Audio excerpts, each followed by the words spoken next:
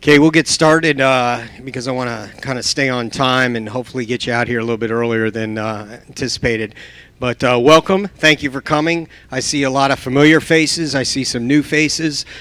Pretty excited to get the school year off and to get back to some normalcy if we can with sports. A lot of stuff going on, but we're excited. Our first home volleyball match is tomorrow. I know golf's been going great. Cross country's been running. Everybody's raring to go in the fall sports, and we're looking forward to the winter and the spring.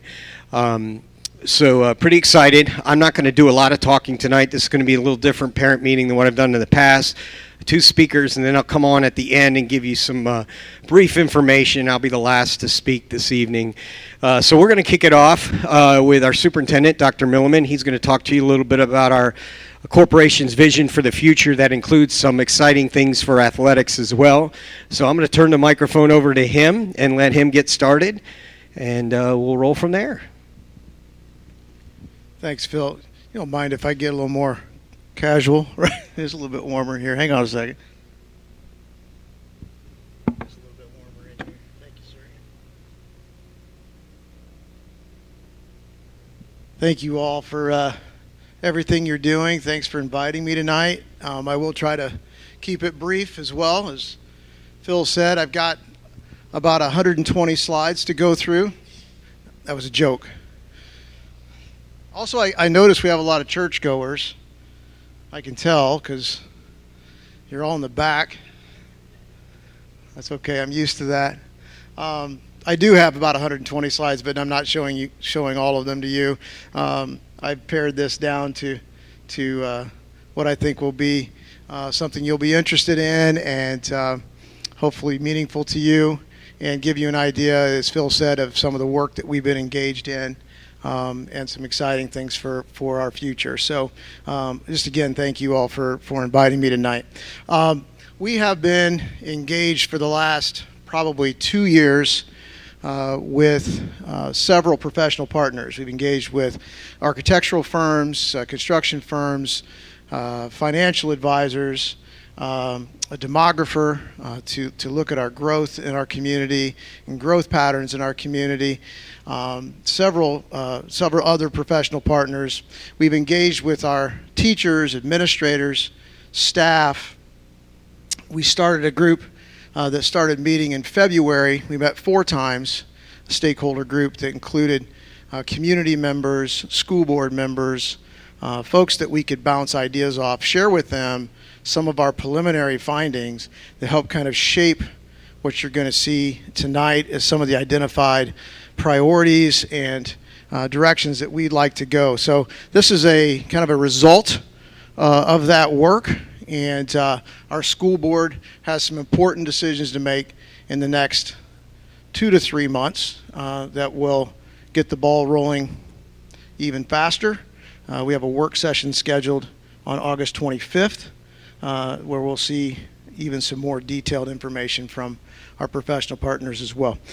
So we kind of started talking about our vision and what it would look like, and I don't even recall who came up with this kind of tagline, if you will, of Vision 2025, and that's where we have landed, but wanted to share with you what that actually meant, and if I can advance it, I will do that. And wait, let's try it there. Does it go? Whoa. There we go. We wanted kind of a elevator speech, describe what is the vision for us. And we've really felt like we needed kind of a one-sentence description, something to say, well, what's going on in Lebanon schools right now? Well, we're working on a plan to address the next 10 years of growth in our community through capital improvements, that means facilities, and provide needed school funding for school safety, for personnel, and programming. And obviously, you're very invested in all of that, but certainly in programming, because athletics is part of that programming. So really, it takes it out to 2035. It's a 10-year plan. Very difficult to come up with what would be a permanent plan, certainly in a school district that's growing.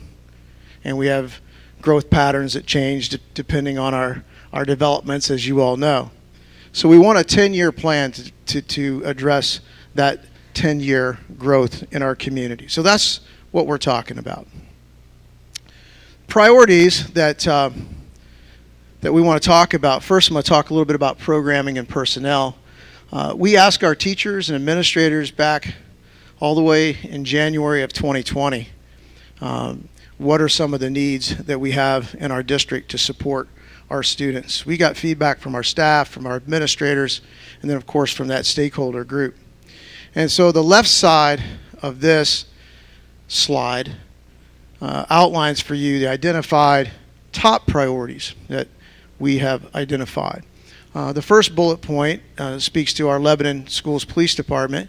Right now the city of Lebanon contributes approximately 60% of the amount that would cover wages, salaries, and benefits for our school officers. We have a school officer in each of our 6 buildings.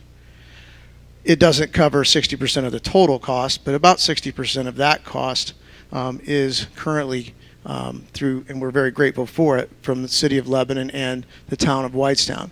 There's been overtures from the city council that there may be an appetite on their part to either eliminate that funding or reduce that funding, that investment in the school police department. So we had to put that, we felt, as a major priority for us because we believe in the importance of having an officer in each of your student schools and to maintain school safety at the highest possible level. So that's what that bullet is. I'm not going to read the rest, but I wanted to point that one out, that was such an important item.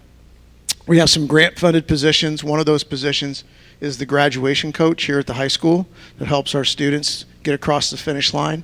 Very, very successful program, but it's funded primarily on grant funds. So we don't want to lose that position, and we all know what grant funding can look like sometimes. So that's what that one is about. We'd like to put a certified teacher in the STEM rotation at each of the elementaries. So you can read those and see those priorities. Obviously, there's additional priorities as well.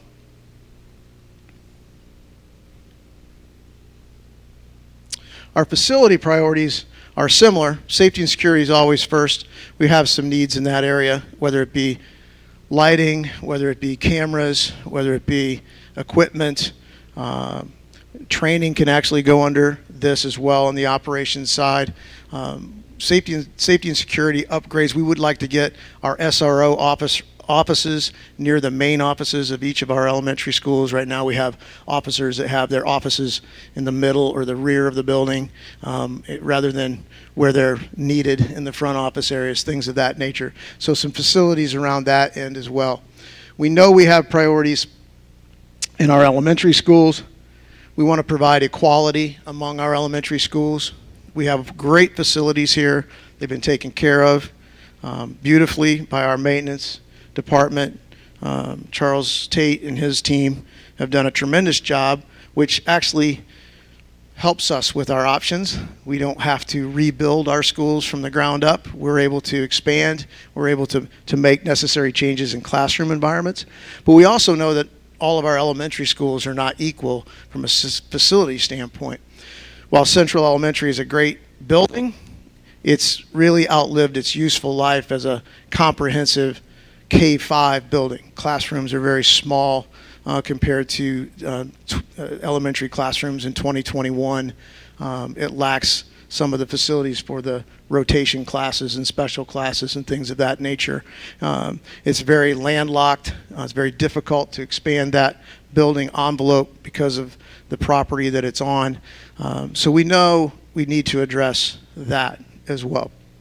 So that's a big piece for us. That one is really not related to the growth in the community. We would need to address Central Elementary whether we were growing in our community or not. We want to maximize that, provide flexibility for the future enrollment, et cetera. The middle school does have some learning environment upgrades. I'll show some images here in a moment that they have identified. Now, I'll ask the question, if this Vision 2025 and we're looking 10 years into the future, then really it probably should have been called Vision what? 2035, right. Should have been 2035. I remind people that our middle school will be 50 years old in 2035. So while it doesn't have a lot of bullet points in this 10-year plan, in the next 10-year plan, we may have to do some major work at the middle school. The infrastructure in that building will be 50 years old. It was built in 1975, I think, so right on the nose. So it will be an older building.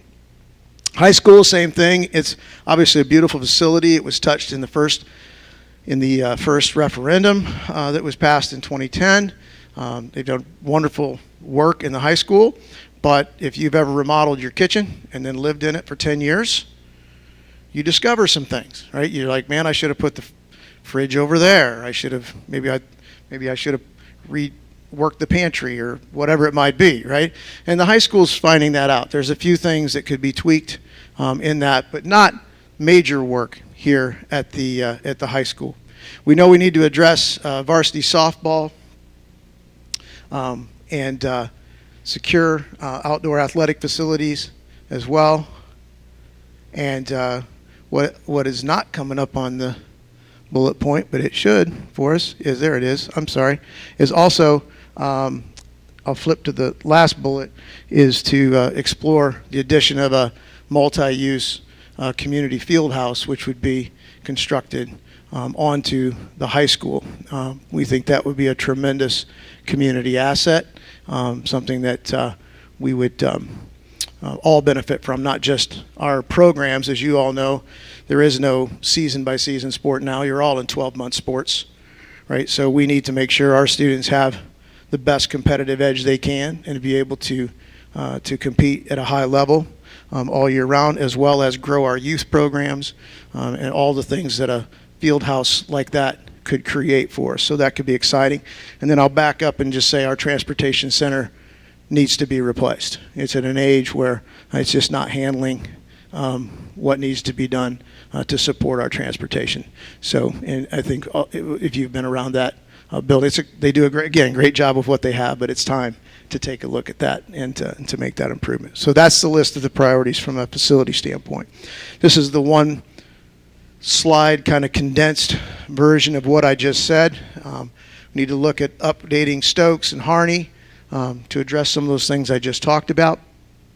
We know we need to increase the capacity at Wirth Elementary with the growth there. Taking Central and repurposing that building would then result in building a new elementary school and then repurposing Central as a resource center. We'll talk about that a little bit later. And the rest kind of speaks for itself. So I think my next slide is starting the images. So this is where I do the warning, right?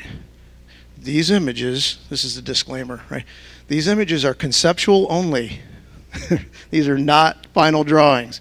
I put these in front of teachers and they immediately go, well, why wouldn't you put a door between the media center and the STEM lab? You know, these are just conceptual. We're talking about scope and size and potential locations, what it could look like to give you an idea from a capacity standpoint, what could happen on these sites. So before you, all of you engineers and architects out there, before you get your pencil out and start rewriting the PowerPoint, just know these are starting points. They may not even look anything like this in the final version. So we'll start with Harney. You can see the STEM lab about in the middle. Orange, by the way, I think it looks like orange. Is it orange out there or yellow? Well, the orange or yellow represents a renovated part of the building. Blue is new construction. And just because there's no color in the rest of the rooms, it doesn't mean that they wouldn't be touched. If it turns orange, it's pretty major structural renovation. You could still do a lot of facelift work throughout the building. You could get a lot of new finishes, carpet, tile, lighting, things of that nature. But that doesn't turn the building a color in those areas. So you can see moving the SRO to the front of the building, expanding the office. Harney's office is extremely small. They did a great job making it as secure as they could with what they were working with at the time. but it is extremely small space. So it needs to be expanded for that secure entry as well. Large group instruction room. That flex room could become a classroom if we needed to. If you have like a large group of kids that comes through on any one given year, you could flex that into a classroom. What we didn't put on here is site around the site of Harney, because it just gets really complicated when you start talking about car riders and buses. I just had to shut the conversation down. Your head starts to hurt. It's just a really tough maze of how to get cars and buses on and off that campus. We'll look at it. That'll be a study that we'll have. We'll have traffic studies and all kinds of things that will help us with that. So we know that's an issue. We know that that's a challenge that they have, but we didn't put a slide on here about that. So that's something that Harney could look like. Not a lot of classrooms there because of those site challenges. Stokes Elementary. Stokes has, it's the newest of our elementary schools, but it is 20 years old. And folks are like, man, I can't believe it. It looks like I thought it was a brand new building. It's 20 years old. Almost, give or take a few months. And several of our self-contained special education programs are at Stokes Elementary, and they utilize general education classrooms to house those special classrooms for the special needs students. So if you really needed to take Stokes up to a true 4-section elementary school again, then you'd need to start looking at adding some potential additional classrooms, and there's some room to do that by kind of completing that loop at the bottom and then looking at a large group instruction. I'll be open with you here at this moment, being open with you all the time, but this, among all the elementary schools, is one that when we're looking at the classroom additions and when we start getting the cost estimates of all of this, may not have to be done in this 10-year plan. But we have it on the board because we're going to be increasing capacity enough that we may not, if we had to make some adjustments and take a couple things off the board, those classrooms could possibly come off the board, but we would like, if we can at all possible, expand that office area for student supports up there. They need some student support spaces for mental health supports and behavioral supports and things of that nature. So we would like to make that change. You can see that we're looking at renovating the current computer lab, that tiered room at Stokes, if you've been in there, and making that a more traditional, if you will, STEM lab type of a setting. So that's Stokes. Perry Wirth's a different story. Perry Wirth's got a lot more blue and some orange. Whoops, I'll go back one. This particular view would add, let's see, 12 classrooms. It would extend the current K classrooms out to what is a kind of an industry standard kindergarten classroom size. You might be able to see some dotted lines out to the left of the K classrooms. That's just showing on the board that if we needed to expand and add K classrooms down the road, they could go in that area. You'll also notice preschool or pre-K classrooms. One of the things that came out of our stakeholder groups and the input that we've received from the community is a desire to upgrade preschool opportunities and to look at that responsibility as a school district. So we've done that. And if we do something like, spoiler alert, look at the Central Elementary site as a place that could handle some preschool, we also know that folks who live in Wirth and Perry Township on the southern end of our district, if we have that preschool opportunity and option up here, not really realistic, right, for someone who maybe works in downtown Indianapolis to drive their preschool kid to Central Elementary School and then go to work in Indianapolis. We have to understand the constituents we're serving. So there are potential pre-K classrooms and extended classrooms in the future there as well.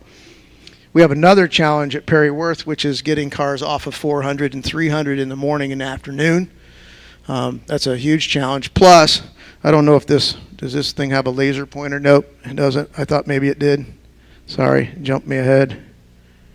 If I had a laser pointer, I'd show it to you. But you see the words at the top, Perry Wirth Elementary School in black. That's where Waterford Golf Community starts. So, there's 3,000 houses and a championship golf course going in literally at the top of this slide. So it's a problem now getting cars off of 400 in the morning, but when you start adding the developments that are happening in that community, we have to be prepared for that. So this is just a preliminary look of how that could work. We could queue about 100 cars on that L-shaped loop up there as it stands and not even use the parking lot as a secondary loop. So it would serve us today if we did something like this, but it could be changed down the road. So we know that that's a big piece too. So that's what that is showing. All right, let's try it. There we go. And then the new elementary school is intentionally cartoonish. So we didn't want people to get any ideas about what it might exactly look like, because we don't even know if we're going to be able to build it yet, right? So we're not going to put any images of real buildings up there until we know that it's something that the community supports, and then we're going to do. But it's going to have classrooms. It's going to have a gym. It's going to have a cafe. It's going to have an office, media center. It's going to have all those things. Whether they're in those locations, we don't know. And this is intentionally not showing a location either. This is just saying we would need to build an elementary school. We do know that we'd like to have this elementary school open at somewhere around 550, somewhere in that range, and then have the ability to be expanded. We want to have that goes to that flexibility bullet on the earlier slides. So site selection is extremely important if you want to build a building that down the road you may want to add some classrooms to. So this plan would take our current situation, where we're about 1,500 elementary students, and that's about exactly what we are today, by the way, right around 1,500, a little more this year. Our current operational capacity is 1,660. If you ask our principals, our operational capacity is 1,450 or 1,350, but it's probably around 1,600, somewhere in there. This would take our operational capacity to approximately 2,250, depending on the size of that new elementary school. So essentially, we're adding an elementary school, kind of adding a fifth elementary school, but staying with 4 buildings. Utilizing the spaces we have, being more efficient with what we have, but staying with four elementary schools. But you're adding the equivalency of what could be a fifth elementary. Hopefully nobody edits that out, and then tomorrow on Lebanon Chatter, Dr. Millman said we have 5 elementary schools, right? In number, but not in number of schools. So you can all clarify and jump in and say that's not what he said. I know you will. So Central Elementary, this is something, again, just conceptual that could look like. You can see preschool classrooms. I see 3 of those are current kindergarten classrooms now. Some of them on that upper hallway could become preschool classrooms as well. We could utilize the building for some other district resources, such as a technology office and technology resource hub.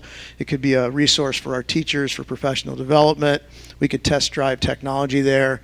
When the high school gets new computers, when we rotate those through and we have to order 1,200 new laptops, you need space to be able to image those computers, do all the work that needs to be done to transfer that. We really don't have that kind of a space. So that could be part of this as well. So Central, again, great building, has been taken care of. We can use it for a better purpose than we are now. Middle school, just a few things in the outside, including improving the site, some outdoor spaces. This is an old picture of the middle school, by the way.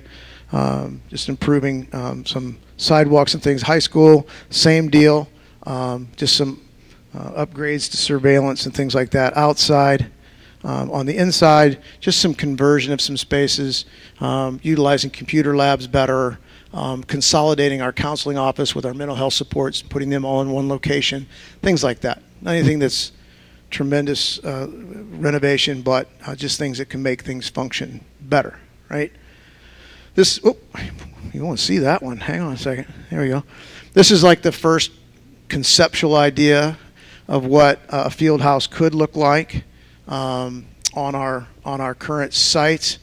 I really like this orientation. I honestly, I don't want to bias the process, but I do like the orientation of this one because it maximizes for one thing, it maximizes our HVAC, and as it's connected, a large portion of it can be connected only with the distance of a corridor between our current building.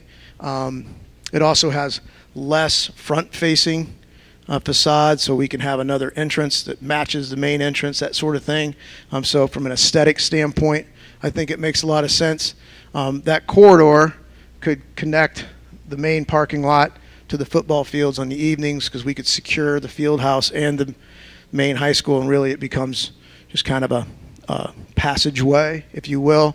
On the right side of the field house, what we'd be looking at, if we can do it under the cost. Obviously, this is all caveated under where the cost would come in, but relocating locker rooms as part of that facility, football, outdoor sports, track and field, things like that when it's their season. Outdoor restrooms that could be utilized by fans, both when there's indoor activities and outdoor activities, things of that nature. Again, just conceptual. The parking lot's just there again as a placeholder. Don't know if it would ever be needed in the future. Not really in our mindset of thinking that would be needed immediately, but it just shows where it could be placed down the road. Probably would need that service drive so we can get emergency vehicles, EMTs, things like that onto that area if they needed to. So definitely will fit on the campus that we have. This is kind of the first kind of conceptual drawing of what the softball field might look like. And I will tell you that even though we've talked about it here in Vision 2025, tomorrow night at the board meeting, Charles Tate and I will be taking a proposal to the school board to issue another general obligation bond. All the work that we've done here at the high school, the new welding lab that was added in the summer of 20, right? And we just got it done in the summer of 20. Football field, turf, the new tennis courts. That was the major projects of that. We'll be making the last payment on those pretty soon. That was only a 2-year bond, so those are paid off in 2 years. If we do another general obligation bond, we could break ground on this in the spring of 22. We get the bonds issued and sometime around December, then we could get into the real meat and potatoes design phase, and then we could get going on this in the spring of 22, which would mean we could maybe open it for the 23 season then, right, Phil? Yep. This is where I got to warn you guys. You guys are all starting to look at where the dugouts are and the batting cages are and the bleachers, aren't you? Concessions and all that stuff. You're trying to move stuff around in your head. I know you are. Conceptual, right? We still have to sit down with the coaches and the ADs. This just shows, but you can get see where it is oriented next to our current varsity field, essentially over the top of what is the middle school practice football field. We've talked to the architects about relocating the middle school practice football field. Phil, next to the practice soccer field, and very doable. Plus, we can take some of the dirt that we're moving from here and utilize it up there. I'll just interject here because it's a good place to do it. We saved all the dirt that we took off the football field. We trucked it up the hill because we knew, or we thought down the road, we're going to need good quality topsoil. So, which saved the corporation a ton of money when we were getting the work done because they didn't have to haul it distances for us. We said, you can just haul it right up there and dump it. And so we've got a lot of that saved from when the field was done as well. So this could actually be something that we could check off of our list very soon. Also part of that GO bond would be to improve the parking at the soccer area. That would be influencing athletics. And was there others? Parking on the grass, expand that parking area up there as well as part of that. Maybe in the next cycle, or, hey, I guess it's possible that the cost could come in lower than our estimate. When's that ever happen? But we've talked about some fencing and some securing of the outdoor athletic facilities as well. all the way around soccer, JV baseball, all of that to kind of secure that area. But no promises there. We just know that that's something that we do want to look at as well. Okay. I think we're getting close to the end. Just in case you're curious, this is kind of what we'd be looking at the transportation center. The car parking, kind of on the upper right-hand part, that's our current maintenance building. So if this came to pass, we would be demolishing the current maintenance building, building a new maintenance building as well, and then utilizing that entire space more efficiently. That's a really tricky piece of property to deal with. You can just look at the shape. It's very tricky to get. So Charles Tate sat with the architects for hours, literally, just to get to this rendering about what could happen. But it's much safer. Drivers can safely walk to their buses. There's one way around, one-way loops, so there's no buses crossing at any time. So it's so much safer for everybody. And then we're always on the lookout of possibly acquiring some more property over there so we can expand our parking for our buses and be able to utilize that as well. So the timeline, we did a demographic study in 19. We've done all of this, which leads us up to the right side of the screen. We're in that May to November phase right now, and the school board is going to be digesting all of this with our professional partners, again starting tomorrow night. And they have a work session on August 25th and another work session on September 28th, and really digging in. So there'll be some exciting conversations coming down the pike, and they'll have to make some recommendations for the district and the community by the November meeting, no later than the December meeting. Last thing I'm just going to pitch is that I'm going to kind of tease this as something that we're working on. I don't have a lot of details yet because we're trying to work out what it will look like, but it's called the Tiger Champion Circle. It's an opportunity for parents, community members to get information from our offices a little bit early, because we want a group that we can test drive thoughts, test drive information with and stakeholders. It could mean things like early entrance into some events, could be registered for some drawings, things of that nature.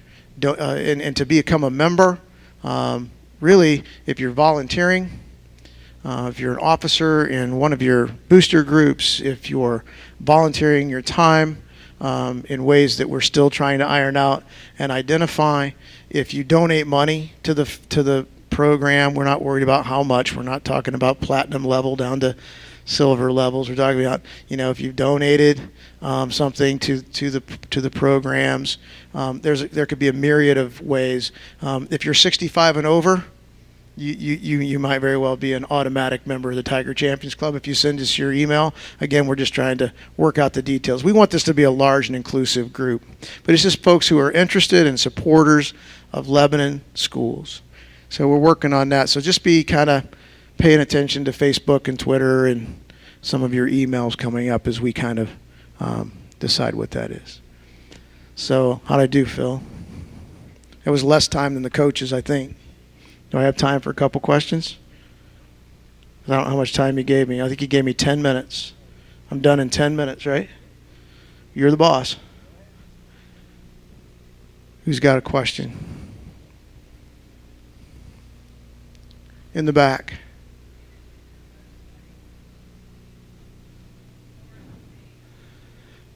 With regard to what? Right, with what topic? What's not up to date?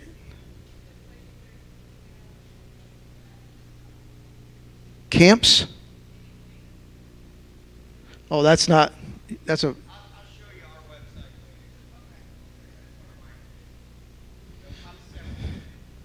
later. He's in charge if it's wrong. But if we're not up to date on something on the district website, let me know that too.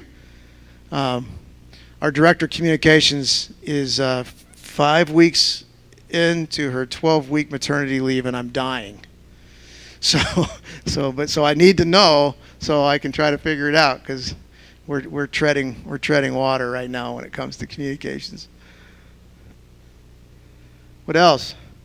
Nothing? Come on. You told me. Yes, Mr. Brainer.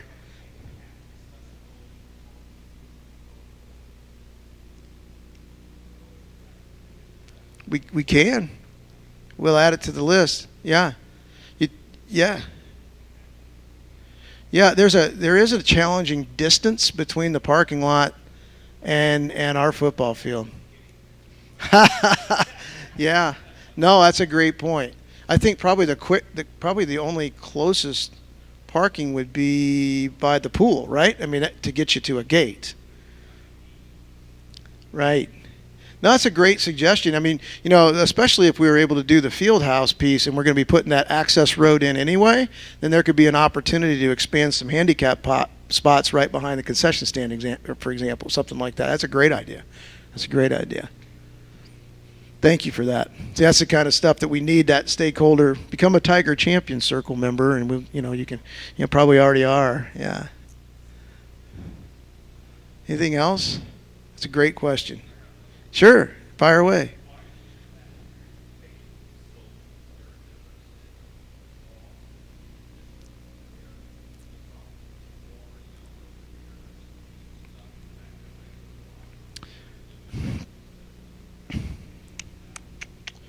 Yeah, that's a good question. Off the top of my head, learning what I've been learning in my 2.5 years, this site and the property we have around us here, if you wanted to try to make it part of like a whole maintenance hub, like maintenance, buildings and grounds, transportation, there's a real issue with utilities and where things stop, right? And then we have to eat the cost of extending those utilities. And then you're eating into classrooms, right? So it's this balancing act of this might be a place, and then the funniest thing, homeowners are funny about 50 buses getting parked and plugged in right by their house. I've found in my experience, perhaps not in Lebanon, but in my past experiences, that's been challenging. And that site out there is industrial, it's commercial, it's got tons of big trucks coming in and out all the time. So from that standpoint, the ideal thing would be at some point be able to acquire some property. And one of the challenges for Lebanon might be, we might be able to be fine with the site we have, and we may need to start looking at areas where we can just park them. Like you may have seen some school districts that have areas where you can park them and plug them in. They'll have the poles there, maybe even some canopies or things like that, where it's not a full-blown bus barn, but it's a place that drivers can go get their buses. So that's something down the road that we can think about with the property that we have. What I didn't share with you is around Perry Wirth as well, as part of the Waterford Golf Community District area development. Hinkie Development Group is dedicating approximately 60 acres next to Perry Wirth Elementary to Lebanon Community Schools for future growth and future potential facilities that we may need down the road. That's a huge, huge asset. We'll make a little bigger splash about that. It's official. We've already had board resolutions on it, so it's nothing that's not public knowledge. We're just working out the details. We've had multiple meetings with the city of Lebanon and Whitestown and the developer in the last few weeks. It's been kind of exciting. I've got to see where the golf holes are going to potentially go and where some of the home lots may be and stuff. So it's kind of cool, but he swore me to secrecy, so I can't show that picture. I'd love to. It's really neat. But we've been in a lot of meetings with them about that and how to maximize that space and maximize that asset. So that's a good place to throw that in there too, Tad. Really excited about that. What else? Yes, ma'am.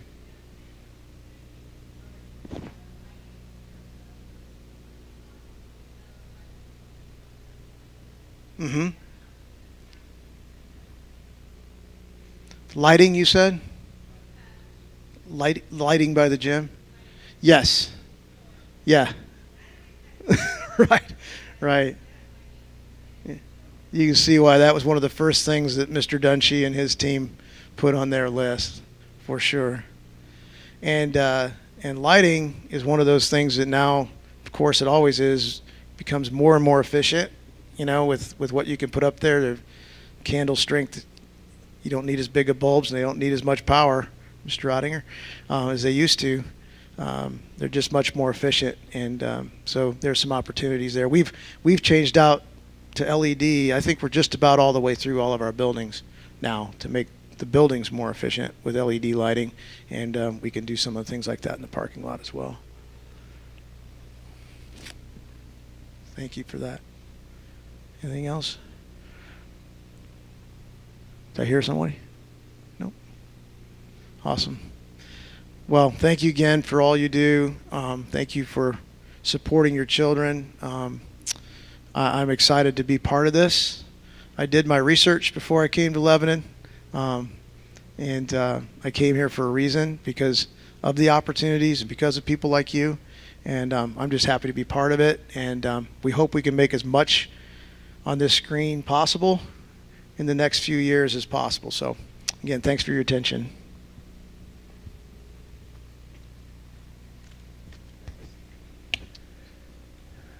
Do you take control weight, or what do I need to do? Okay. Thank you, Dr. Milliman. It's exciting things in the future, and we're very excited about it. Obviously, being a little selfish, the field house and the softball and a couple of the athletic things are exciting for us, and we're looking forward to hopefully those staying in the plan and can get done. I'm going to move right along, as I promised. I wanted to, before I introduce the next speaker, just give you a little bit of a background. You know, my number one job is the athletic director, and I've been doing this for 28 years in 2 different states, 14 here and 14 in another one, is really to educate and help provide resource tools to our coaches so they can become better coaches, and also to encourage our students to participate but also become better leaders so they can be successful when they move on. The last year or two, especially with COVID, that has kind of, from my perspective on what I can provide or have provided, has kind of changed, because obviously there's been a lot of other things going on, like I said, and we've been dealing with COVID and kind of managing our athletic programs. So this year I wanted to get back to doing the things that I know we need to do to help our programs be more successful and to provide the resource tools to our coaches. So I've had the opportunity to hear this next speaker, Travis, and had opportunity to meet with him a couple times to dig into his program a little bit. And his program is called Champions 101. He's going to tell you a little bit about it. And I truly believe that it's going to be a great opportunity not only for our coaches and our student athletes with this virtual program, but also for you as a parent to get some feedback and some resources and some tools to help you help your athlete be successful in their future endeavors, and if they want to go on and play or they just want to go on and end their career at high school. So he's going to tell you a little bit about the program, some opportunities, how you can get involved. He'll also tell you a little bit about himself, but I included, he had one handout that he's going to talk to you about tonight, and then there's a packet there that gives you a little bit more information that I put together for you to take, but also his bio's in there as well. So great speaker, dynamic, energetic, author, former coach, a lot of knowledge, a lot of experience, and he's going to help us strive forward, again, not with just the coaches and the student athletes, but with you as parents. So Travis? Thanks, Phil. Obviously excited to be here with you tonight, and appreciate a few minutes of time to talk about this partnership that we're starting this year between Lebanon High School and my program, Champions 101. Obviously, Dr. Milliman did a great job talking about building buildings, and I'm going to talk a little bit about building tonight, but I'm not going to talk about building buildings.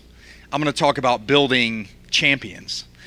You can see the slogan for our organization is that champions aren't born, they're built. And the purpose of our program is to help the people who make up an athletic program create an experience they can be proud of. Ultimately, as coaches and parents, our responsibility is to use this experience to help our kids become champions. And of course, anytime anybody asks any of us if we want to be a champion, it's a simple box to check, right? Do you want to be a champion? Absolutely you do, right? Do you want your kids to be champions? Let's talk in the context of their experience here at Lebanon High School. You want your kids to be a champion? Absolutely you do, right? What I do want to emphasize up front tonight is that this program is not necessarily about the winning outcome that, of course, all of us are after. This program is really based on the process, the commitment of using this experience to help our kids become people worthy of winning. Here, absolutely, as an athlete at Lebanon High School, but to become people worthy of winning in their lives beyond the game, too. This is such a great opportunity that we've been provided, a great training ground here to build and develop the skills that our kids need to become winners for life.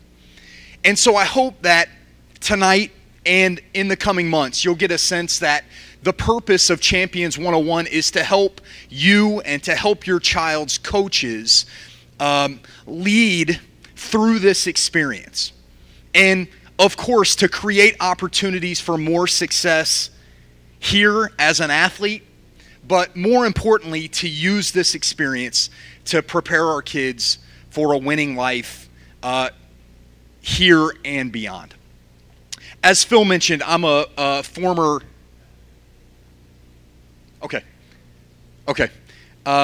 I'm a former coach here in Indiana, and now through my program working with schools around the country, I live here in the Indy area, so obviously fortunate to be here with you in person tonight. And I hope the purpose of tonight can be to maybe shed a little light on what this program is going to look like, and maybe give you an opportunity to start the building process, even here in this preseason parent meeting as we get started. This program, Champions 101, is designed to help the people who make up an athletic program become their best, to create an experience that we can be proud of, and ultimately to help each of those groups of people, the athletes here, the coaches, and you as parents, to continue to get better. Getting better is, of course, an expectation in any strong, healthy athletic culture, right? Your child, as a member of a team here at the high school, is going to be expected to get better. That's a worthwhile expectation for your child's coach to have. I think it's a worthy expectation for you to have of your child's coach, that they're continuing to learn and grow and improve in their knowledge and understanding of the game or in their leadership within their program. What I want to emphasize tonight for those of you who are here is the important role that you play as parents, and to emphasize that for you, getting better is also an important responsibility. I think one thing I love about Phil's commitment to this program is that he recognizes that each one of you plays a very important part in what happens here. Sure, our athletes do, and absolutely our coaches do. But you, parent, are so important to your child's experience, to their team's culture, and to the overall experience that's created here at Lebanon High School Athletics. So I want to start tonight by emphasizing that your job as a sports parent is so important. That's a big reason why we've provided this program and these resources, so that you can continue to get better. The other reason I'm excited about providing this program here at Lebanon is because not only is your job as a sports parent very important, it can also be very challenging. And there are a number of reasons why being a sports parent can be so difficult. and I don't know which specifically apply to you, but I'm guessing if I give you a short checklist, you can probably identify a number of the challenges. Obviously, one challenge is that each one of us, whoever our kids are and whatever role they play, have made a major investment in this experience, right? There's been a lot of time and money and energy spent as part of your child's experience in sports. Anytime we make a major investment, challenges have a tendency to arise. Here's another challenge, is each one of us, of course, loves our kids, right? And we desperately want to see them succeed. And unfortunately, sometimes in the sports experience, our kids are faced with unexpected challenges or adversity, and what we want for them isn't always necessarily what they get. Managing those expectations can be difficult. Here's another challenge. For many of us, our child's experience in sports is one of the first times in our lives as parents where most of what happens exists beyond our control. You know, our kids' experience in sports is almost like the first time we're handing our keys over to our kids and to others to dictate what this experience is really all about. Of course, our kids have a major influence on what happens to them as athletes. But so do people like, their coaches and their teammates, the opponents and the referees, and maybe the opposing fans, and even some of the other parents. It can feel a little unnerving as a parent to feel like you have so little control. That's part of what makes this so hard. And then lastly, I would say sports parenting is so challenging because we aren't always prepared for all that comes with this experience. And when you're not prepared and find yourself in what can be a very competitive, emotional environment, we can sometimes make choices that are irrational or unhealthy.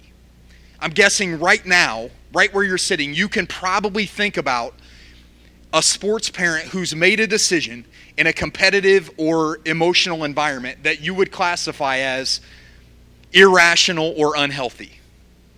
Can you picture that person right now? Maybe you're picturing yourself or elbowing your spouse or someone else in the room. But obviously, all those dynamics create what can be a very challenging experience.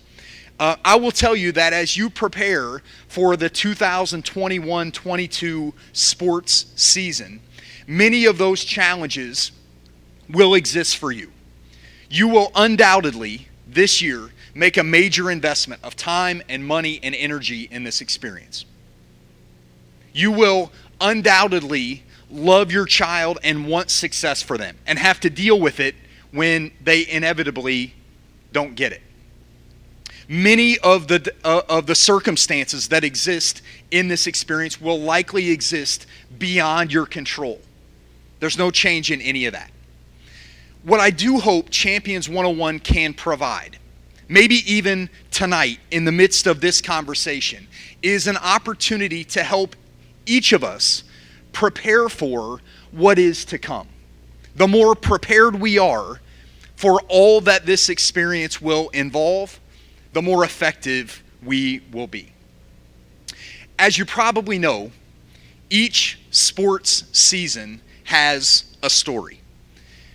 And this sports season, the 21-22 Lebanon High School athletic season, whatever sport it is your child plays, will have a story too.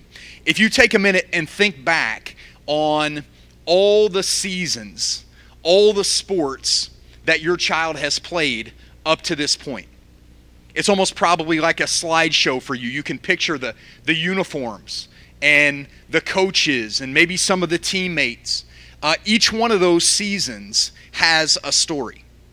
And probably right now where you are, you can remember some of the positive stories of seasons gone by, right? The headlines are positive. Your child, their team had a great season, or they played very well. They had a great relationship with the coach or the teammates. But I'm guessing for most of us, there are some seasons that have a negative headline connected to them. I don't know what exactly it is that made the headline negative, but it is, again, a regular part of this experience. Here's really what I want to emphasize to you tonight. This upcoming season will have a story as well. And for each of us as sports parents, as we prepare to embark on this new journey, we have a tendency to create a story in our mind about what this season will look like. Sports parents are elite storytellers. And part of that storytelling process is we envision for ourselves what this season will look like, and sometimes along with it create an expectation for what we anticipate our child's performance might look like. That's all really good, of course, except that as sports parents, we have a tendency to create the most hopeful possible story in our mind. And we can get really creative with the hope in our story. The challenge comes with the expectation that we often attach to that hope. And when we do that, unfortunately, sometimes we omit some of the important chapters that are inevitably about to be a part of this upcoming season. So part of what I want to emphasize for you tonight is a complete picture of what this season will look like for your child. Will there be some positive moments? Absolutely there will. And is it worth your while to anticipate and hope for those moments, to envision those moments? Absolutely it is. But I also want to clarify for you that this season will be more than your child loving their experience and having fun playing the game they love with their best friends. This experience will include more than your child making all the winning plays and their team having unbelievable success and it ending with a trophy. I hope all that stuff happens. But I do want to take a minute tonight to clarify that there are some other chapters here that are worth including. When we include these chapters, it helps us prepare for what's to come. Here are a few of those chapters. Your child will play poorly at times this year. They will play poorly. And sometimes they'll play poorly in a really big, meaningful moment. Your child very likely this season won't get something you think they deserve or are entitled to. Something you believe they've worked really hard to earn. That's the reality of this season. This season, your child's coach, their teammates, the referees, the opponents, and other parents will likely make decisions that you don't like or agree with. That will be a part of the story this year. I think it's important that we include all those parts into our story because it helps clarify what it is exactly this experience will look like. Tonight, I want to paint a clear picture for you of what this experience will look like. Number one, this season, things won't always be easy. I do want to emphasize that to you. You need to prepare for it now. Secondly, despite the challenges, this experience can and should be so meaningful and so fun.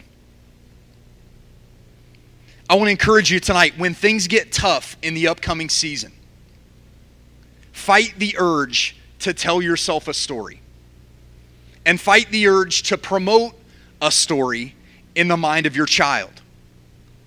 I said already, as sports parents, we can be elite storytellers, right? When adversity comes, it's going to be easy for us to create a story like, my child's coach just doesn't like him or her. That's the reason we are where we are.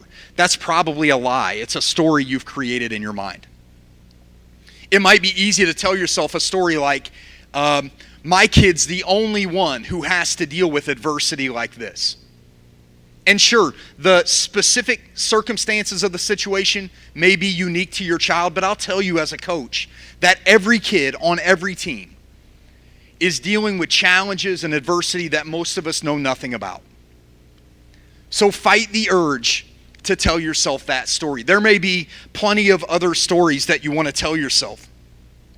And those stories may make us feel good in the moment, but I do want you to recognize tonight that when we tell ourselves a story, we also eliminate the opportunity that exists to help our child manage that challenge and overcome that adversity. We rob our child of that opportunity. I want you to know that there are meaningful achievements for your child to attain this year, but more importantly, there are some meaningful lessons that they need to learn. And the only way that learning process, that development process can happen is if they can handle the challenges that are to come. And them handling their challenges will start with, ready for it? You handling your challenges. That's the important responsibility that you have as a sports parent. Now, before we wrap up, we've talked a lot here in the last few minutes about the story of the upcoming season. I'd like for you to take a minute tonight and think about the conclusion to this story.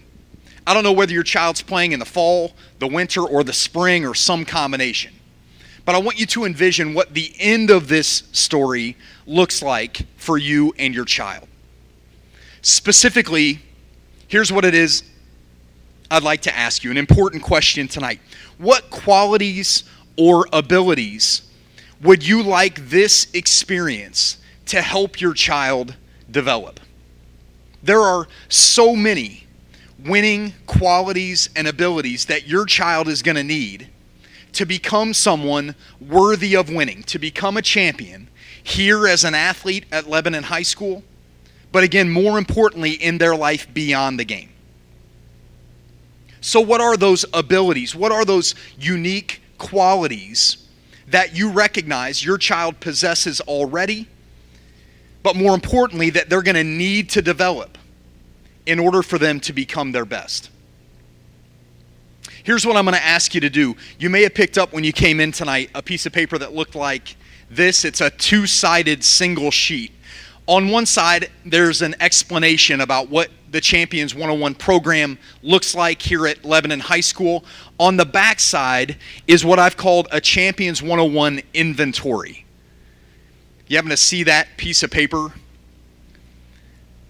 I'm actually going to ask you to do about a 3-minute homework assignment right here. I guess you wouldn't call it homework. A classwork assignment right here while we're all together.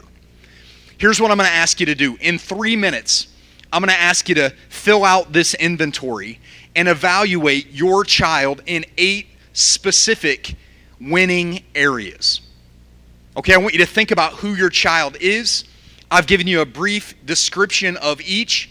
All I'd like for you to do is mark your ranking from 1, very poor, to 10, outstanding in each of these areas. Now, I figured some of you might not have brought a writing utensil with you tonight, so I actually brought some. If you need a pen, just raise your hand and I'll come around. I'd actually would love for you to physically make the marks on the paper tonight. I think there's a lot of value in that. So I'll just walk around, and if you need a pen, raise your hand and I'll give you one. I'll give you 3 minutes to work.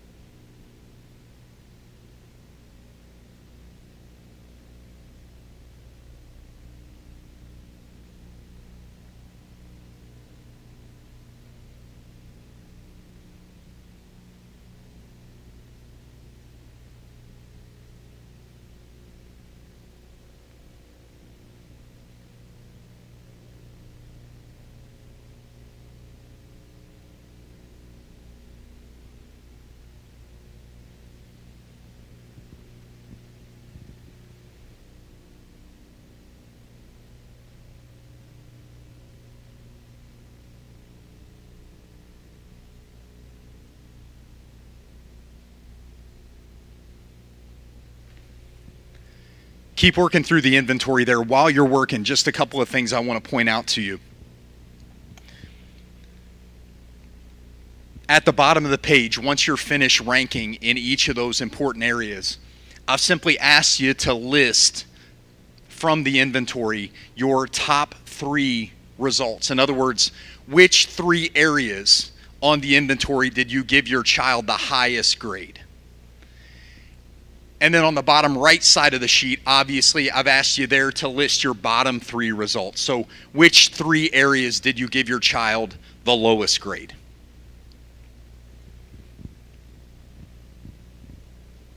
One thing I'd encourage you to consider doing tonight, even as you head for home, is to have a conversation with your child about this inventory. You could go as far as asking your child to complete this inventory for themselves. If you fold the page in half and have them read each of the descriptions, it might be interesting for you to learn for yourself, how would your child rate themselves in each of these winning areas? What does your child think they're really good at? And what do they think they need to work on? That information could be very helpful for you as you set off on the upcoming season. Of course, what I hope for each one of you is that you'll recognize that this season provides you with a great opportunity to work on any of the specific qualities listed on the inventory. If you're intentional as a sports parent, you can use this season to cultivate your child's commitment or their effort level or their toughness or their desire to improve or their humility or their selflessness or their courage or their attitude. There is an unlimited opportunity here for you if you recognize it.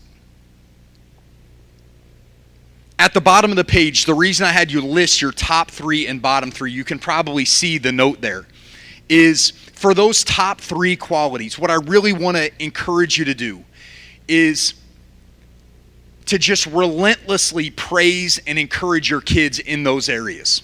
If in your opinion, they are who they are, whatever champion they have in them is because of that stuff, man, it's so important that you are relentlessly praising and encouraging its continued development. Right? If your child is extremely tough or has a great attitude or gives a great effort or is a great teammate, they need to know that you see it and that you value it.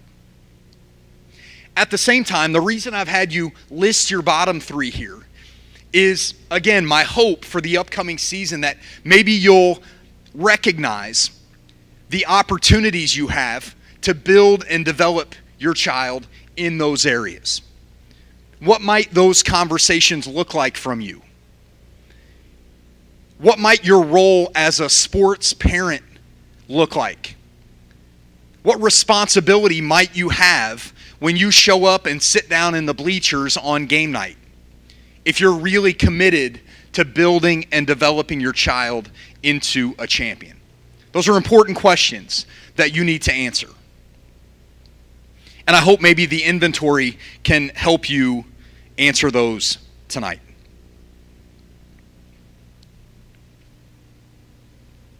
Obviously, that work, that building work, that development work is not easy.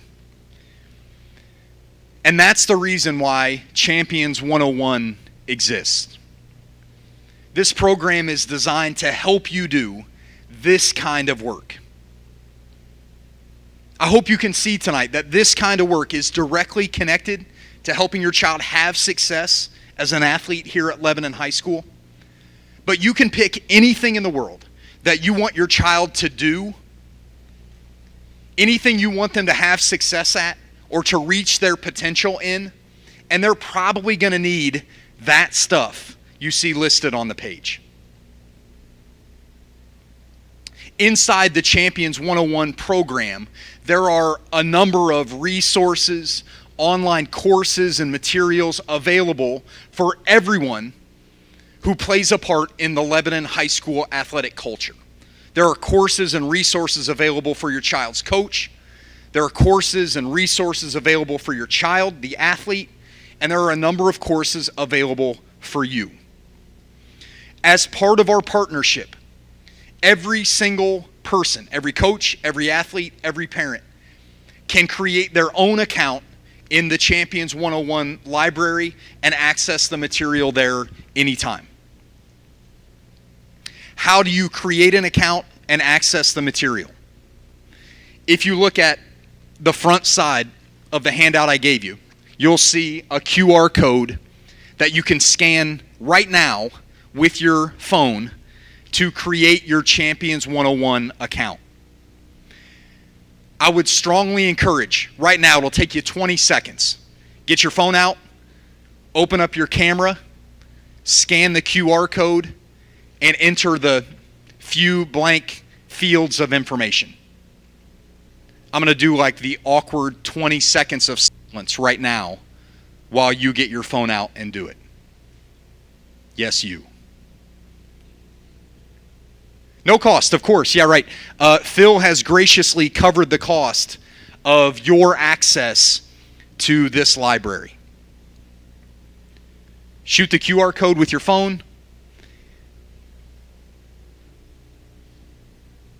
Take a few seconds to create your account.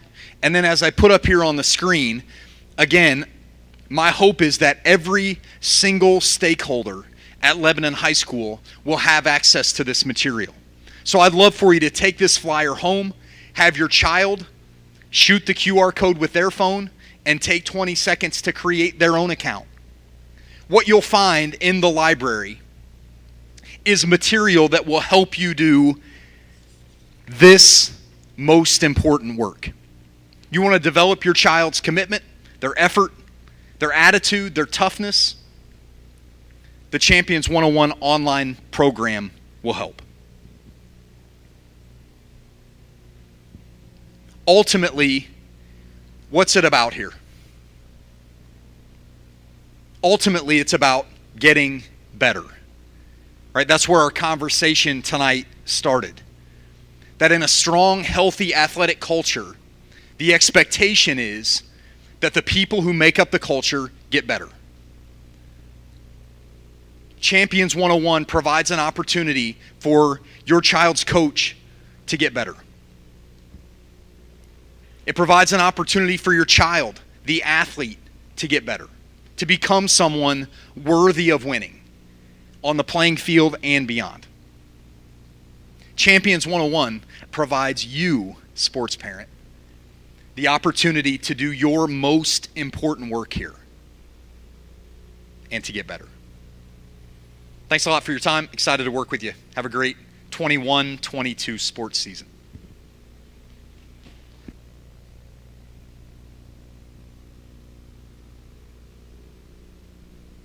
I want to thank Travis. We're really excited with our partnership, and as he said, there's no cost to you. The information's there. Our coaches, excuse me, are working to use some of the resources and tools with our athletes, but also using some of the resources and tools that his virtual program provides by themselves individually. And like he said, there's some great videos, great tools. The one thing he did not mention is once you're registered, there are always monthly, and Travis, you can correct me if I'm wrong, monthly newsletters and sometimes a monthly webinar, and you will have the opportunity at no cost to you again to read those newsletters, view those newsletters, and also view those webinars if you'd like. So really excited to be working with Travis and Champions 101, and we appreciate his time and working with Lebanon. We're excited. So thanks again, Travis. Going to try to keep this brief. I have a few items that I'd like to speak about. Some review, some not. Someone went to your website. I'll get to that in a minute. Are you able to bring it up, Wade, my PowerPoint? Or do I need to do it? Wade? All right. Just want to remind some people that that work in our athletic office, remind you who they are, and at least put a name there. Some of you have talked to him on the phone. May not have seen him in person, but Nicole Asbury is the administrative assistant. She's the real boss of the office. Wade, who's up there now, volunteers a lot of his time. We don't have a paid assistant position, but with the technology and the things that we're getting to and doing right now, he's been instrumental in helping us be successful in those areas, and I appreciate his time and effort in helping us out in sports programs. Also, I want to put a plug in to join the Sports Boosters Club. Those are our board. Neil Taylor, who I believe I saw earlier, he's our president. Whitney King's our vice president. Daniel Lemkuhler, our secretary. Natalie Parks is treasurer. I encourage you to go on our website and join the boosters. $25 to join the boosters, and they help support the many needs of our coaches and our student athletes. This year, and we lost her picture. But this year, we are very fortunate to have a second trainer available, Erin Andrews, and we had a picture. I must have given you the old PowerPoint. I apologize for that. But Erin is joining our crew. She will be housed at the middle school, but she will be working with some of our athletes at the high school, especially in the spring when we have baseball and softball games at the same time. So we're excited to have Erin aboard, sorry. She was at the football scrimmage the other night, so if you haven't seen her, I think she'll be at the volleyball scrimmage tomorrow. So you have an opportunity to meet her. Susan Stroud's returning, and Dr. Kraft is our doctor. We work with Witham Health Services. Also wanted to mention our strength and conditioning coach that works with all our teams, Noah Rogers. Some of you are familiar with him. He's also teaching our weight training classes here at Lebanon High School. We're very happy and fortunate to have him and the time and dedication. A lot of things are changing. He encourages your kids to get in the weight training program. During the school day, it's much easier for them to lift weights during the school day than to have to come early in the morning or stay after school. If we can get all our athletes taking the weight training class, it would be awesome. But we do understand, and academics comes first, and sometimes they can't fit in their schedule. So Noah's very flexible, having opportunities for them to available to work in the training room. Okay, now we're going to switch and try to, in the weight room, do some athletic website, because there's some questions, and I do want to show you a couple things. While he switches over, LebanonAthletics.com is our website. Under the More tab on the far right, I want to show you a couple things. But before I do that, first, every coach has gone through a tutorial and can place stuff on this website. You don't have access to do that, but for their sport and their program. Their results, if you've been watching a lot, lately, because golf's the first sport that has really started to compete, a lot of the information that's been coming out on the website is related to girls golf. But anyway, when they post something up on the website, it also automatically goes to out on Twitter, at Lebanon Tigers, on our Twitter account. So the coaches and myself have access to that. Nobody else does right now. If they want to give you the password and have a parent help them with the website, they can. Some of them have additional Twitter accounts, which is fine. Some of them have Facebook accounts. That's okay as well. We just need to control what goes on the sites. You click on, you have the fall, winter, and spring sports. I'm not really going to focus on the sports teams that are up there, because they each have their own site. You can deal with that, and like I said, the coaches can post on their sites. What I want to talk about is the More tab. If you can scroll down a little bit, on the More tab, there is what they call Tiger HQ, and that's where all our forms are and information. And I'm going to just highlight a couple of articles that I have on the site. And when I say it's on the Tiger HQ in a few minutes, then that's what I mean, what I'm talking about. It's at the Tiger HQ on the website. So there's some important information and articles that are up there under Tiger HQ. Okay, but what I really want to say is everybody wants to know, how can I see my schedule? Okay. Under the More tab, under Calendar, if you click the LHS monthly calendar, we work with a software program called Event Links. It brings up every month. Every sport is a different color. In the month of August, season August, when it's diagonalized, you can see that it's away. If it's not, it's home. You can also click on the event. It gives you a little bit more information, maybe. But this gives you the big picture. You can click on the right and go to next month. So if some of you are playing a spring sport and you want to see tentatively what the spring sport schedule is on where we're at right now, you can go all the way into April, March, and May and see where we're at so far. Now, obviously, I will warn you that the spring sports schedules are not done yet, so there's a lot of work that needs to be done, especially after last year's COVID and changing things. But you have access on the Lebanon website to a full calendar for every single sport. You can go back. If you want just your sport, you can obviously go to the actual sport. Just pick one, varsity boys tennis. And when you get to their site, you'll see schedule. You can click on schedule, and you can scroll down, and the schedule's right there for the tennis. However, if you want another view, and you want to pick one team then the next, you can go to LHS team schedules. At the top, you can pick the sport. Pick anything.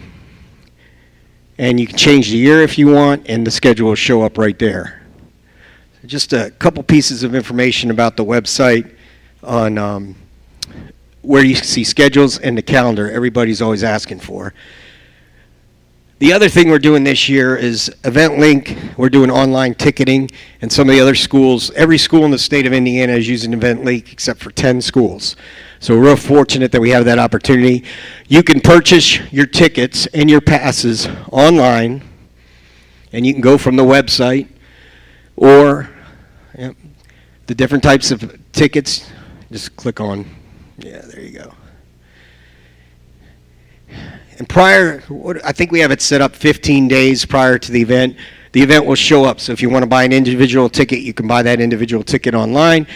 Over here on the left-hand side, if you want to buy an all-sport pass, you can click on that and buy an all-sport pass online. You can use your credit card to purchase any of that. If you want to pay by check or cash, you're welcome to stop by the athletic office 8 a.m. to 4 p.m. every day. We will get you your passes. We will hook it up with you if you want to pay by check or pay by cash. But this online seems to be what most schools are transitioning to and most schools are using, so we're trying to catch up and be doing the same thing as most schools are doing. So you got passes, you got tickets, you got calendars, which I think are the most important thing on the website. And again, if you're not seeing anything on the website related to your program or your team, please talk to your coach. There's a back half of this website that they have access to on how to put stuff on the website. I do a lot of it myself. If they send me something, I help put it up for them, but we're trying to transition where every coach has somebody they delegated to, whether assistant coach or themselves, following up on the website. We will put camps and clinics. We are transitioning, so this summer, I think there was a question about camps and clinics. Will be on the website, but it'll take you to the software program EventLink again, so you will be able to play for camps, clinics, by credit card, leading into the following year. We've never had that opportunity, so we're excited about that. Hopefully a couple things about the website. Thanks, Wade. Just wanted to go back to PowerPoint, a few things. Travis talked a lot about expectations you should have for the coaches. So we do have expectations for coaches, student athletes. I'm not going to read through all these, but I just wanted you to know some people don't know that our coaches are required by the IHSAA to take a lot of courses. And there you see the courses they have to take to be able to coach. That's every coach, whether a volunteer or whether they're paid, they have to completed those courses. There's only one different course for if you're a football coach. Other than that, they all have to take these courses. When I started here 14 years ago, heat and concussion, that was it. Now we're up to 7 classes coaches need to take, including suicide awareness and child abuse mandatory. So we've really increased the education for our coaches outside of the X's and O's to help your son and daughter be safe and in a safe environment. Knowing the athlete, coaching today's athlete, that's article on Tiger HQ that I mentioned. You heard Travis, Champions 101. We promote multiple sport participation. Be realistic about your child. 14 years here. We've only had one full 100% scholarship given to a kid in 14 years at the Division I level. Not saying it won't happen, But in my 28 years, I can probably name those full-time NCAA Division I scholarships that I've had in 2 schools, which incidentally have won 15 championships. So we've had a lot of talent come through, and I can name those athletes on one hand. So it's very difficult. It's not impossible. Just be realistic about it. I do believe, with my experience, that every student athlete that plays at the varsity level in high school, at the varsity level, has an opportunity to continue their athletic career at the next level. May not be at Division I, II, maybe at 3 NAIA school, a smaller school, but that's where you're going to have to make a decision, and your son or daughter is going to have to make a decision. Are we going to school we want to go to, or are we going to school for the sports? And you'll have to work through that. We can help and we can assist in that. The one thing that I have learned in my experience, and a lot of kids want to go to Indiana and they want to go to Purdue, and that's where their heart's set, but then they end up going to, let's say, a smaller school, even though they get into Indiana or Purdue, so they can continue their college career, and it hasn't worked out so well. So their heart's got to be in it. They got to go in where they want to go. They've got to visit the campus. They've got to enjoy it if college is where they want to go.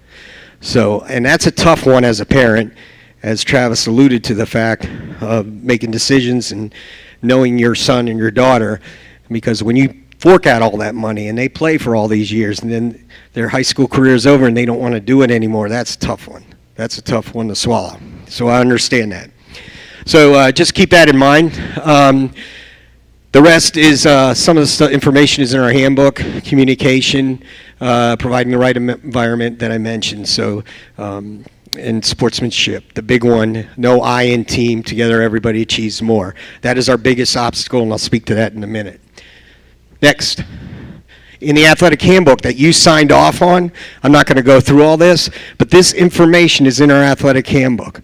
If you have any questions, go refer to the athletic handbook on the final forms, the software program that we use to send you messages and that you use to register your son or daughter. I can also send you an athletic handbook. I can tell you that the first time the parents see this usually is when I have to discipline an athlete for inappropriate behavior. So then I go in and I have to find the page that it's on, Xerox it, and show it to them, and they say, we never saw it again. So please review some of these things that are in the handbook, and the coaches review them with their athletes. The coaches also have additional team policies. I don't deal with what happens if the kid comes 5 minutes late to practice. That's not me, that's them. These are policies that are consistent with all our programs. So make sure you understand them. And I will tell you this, another thing with the years of experience. It does not matter if your son or daughter is a straight A student or if your son and daughter struggles academically. Anybody can get involved, unfortunately, in some type of inappropriate behavior that needs to be addressed. So keep that in mind. That's the biggest thing I hear when we deal with it, is I never thought my child would be involved in that. So communicate with your child. Plenty of information up there, transportation requirements. That's in the handbook. Make sure you kind of look on it. You all signed off on it, so I wanted to make sure you knew that. COVID, just where we're at, you've all heard, and things are changing constantly, rapidly, and daily. We're recommending, the school corporation and everybody, that if you're unvaccinated, you wear a mask. We're not policing the situation. That's your own decision. However, we are required when a student athlete is on a bus at all times by the rules and regulations that they have to wear a mask. So we can't get away from that right now. Our coaches have addressed that issue. I do want to mention that we are still quarantined if a student athlete is in direct contact with an individual that is determined to be positive. If they are in direct contact, they will have to be quarantined for 14 days. There are some things that possibly could bring them back earlier, but that's the general rule that is being followed, 14 days after direct contact. The only thing that'll bring them back right now is when we call the parent and said they were in direct contact, and you say, well, they've already been vaccinated, and you provide proof of the vaccination, they will be able to return right away. So I'm not plugging vaccination, but just keep that in the back of your mind. That's how it works, and I will tell you that we do have people out right now for direct contact in our building with a positive. So be aware of that. Travis talked a lot about this, the model parent, and I just want to follow up and please, make a plea to volunteer, be positive, control your emotions, make mistakes. It's part of the learning. As Travis mentioned, there's going to be adversity throughout the season. Respect the officials, focus on fun and participation, learn the rules of the sport, show an interest, be an outstanding role model. So that's all I can ask of you as a parent. Being here is the first step. I know you care, not only about your son or daughter, but about our programs, and I thank you again for coming. The National Federation, High School Federation, where our coaches are required to take a lot of our classes, they also have classes there that you can take for free. There is a video, the role of the parent in sport. So if you go to nfhslearn.com, you can register an account under your name. Doesn't cost anything, and you can view all the courses. Let's say you want to learn about football. There's an X's and O's about football. Actually, all sports, they're sport specific. You can go on and watch the video, and when you're done, you provide a little certification for you, as a little certificate. So you can have a certificate and frame it, do whatever you'd like. But there are a lot of courses there, as well as what Travis will offer through his Champions 101 program. The last thing, in just a minute, I talked about we want to be we, okay? In my 28 years of experience with the 15 state championships that I've been involved with, not one of those teams were picked to be the champion team that year in that sport, whatever it may be.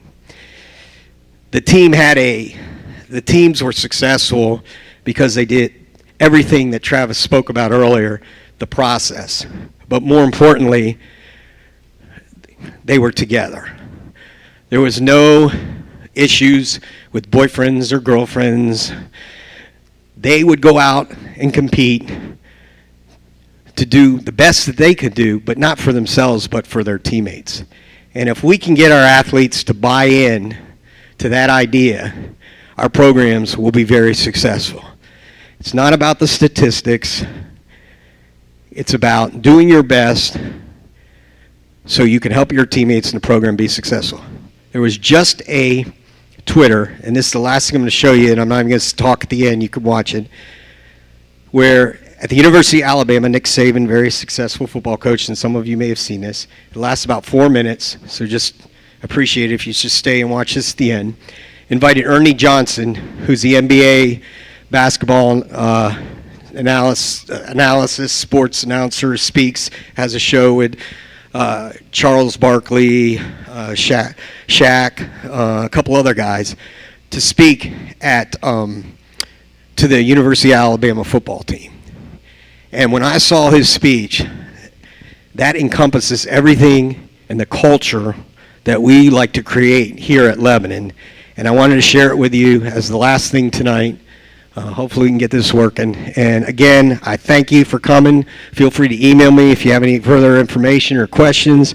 Look forward to a great year. And go ahead and hit it, Wade. NBA on TNT and TBS. Aaron Johnson. When Nick Saban asks if you would come and speak to his football team, yes and no, not the answers. What time is the answer? And what I've had at Turner, I've been there for 32 years now. What I've got is a get-to job, not a got-to job. I get to do that. When you look across a room or you lock eyes with a teammate and you're wearing the same colors, that you get to. That's not a got to. See, the reason our show is successful is because nobody tries to make it about themselves.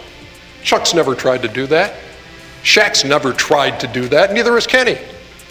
And God knows I'm not trying to. Nobody cares what I think about a basketball game. I'm just trying to get us from point A to point B to point C, and I'm trying to make these guys shine. It's about knowing your role. So what is your role? There's value in everybody.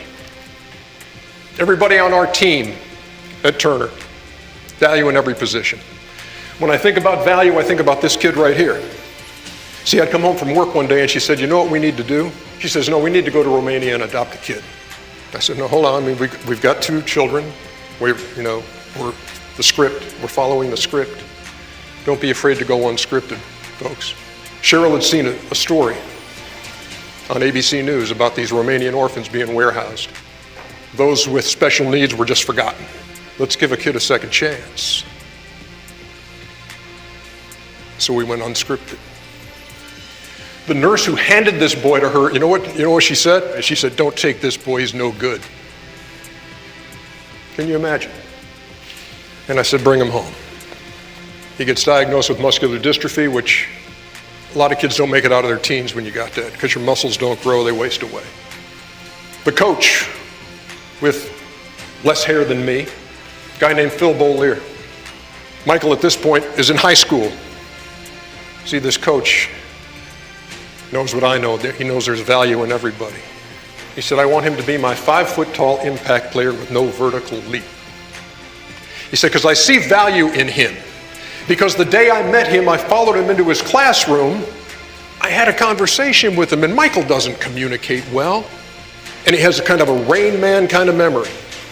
So if he meets you, you tell him what you drive, he'll never forget it. So he has this great memory, but he also has this 3 words he loves to say, and you don't have to say it to him first, he just says, 'Love you too.'" This is from a kid who didn't speak until he was 8. So Phil Beaulieu asked if he could be on his basketball team so he could teach his team 2 things. Maximum effort, for Michael to move any muscle in his body. Takes everything he's got. And he said, "I want him to teach my team having a heart for others." And that heart for others runs deep, where you can lock eyes with the teammate and say, "I'd do anything for you. I would do anything for you." He teaches all of his students how to say "I love you" in sign language. He says, and look, if you tip your index finger at the other person, it means "love you too." So that on senior night, Michael goes out last. My wife and I follow his wheelchair out there. Like the other players, people are standing and applauding. But unlike the other players, I look up in the student section and they're standing like this. Because this kid, this Romanian orphan, and this coach from Indiana somehow got together in a gym in Brazelton, Georgia, and taught this huge school about love. Remember, don't take this boy, he's no good. Right. Value in everybody. When you step away from your agenda and notice that there are moments that can make somebody's life better. That's all I try to teach teach my kids. When you wake up in the morning, how am I going to make somebody else's life better today? And there's a team much bigger than this. There's a team that is trying to make somebody's day better. That's all of us. I was just going to wear this shirt today, and I thought it'd be a little informal just to show up in a t-shirt. But this is what's underneath. Be a better human. How are you going to do it? How are you going to do it? Love you too. Thank you guys. Appreciate it. Have a good night.